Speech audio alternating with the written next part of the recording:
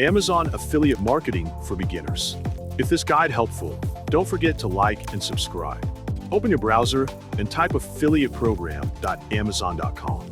On the homepage, click Sign In. Enter your email or phone number.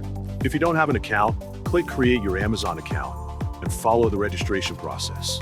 Once signed in, browse and select an Amazon product that is relevant to your niche, such as technology, fashion, books, or another category that fits your content. After selecting a product, go to your affiliate dashboard and use the Get Link tool to generate your unique affiliate link for that product. Copy this link.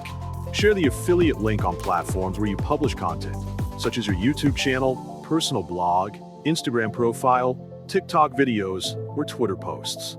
Make sure to place the link in areas that are easy for viewers or readers to see and click. Whenever someone clicks on your affiliate link and makes a purchase on Amazon, you'll earn a commission. The person buying the product will not pay anything extra because of your link.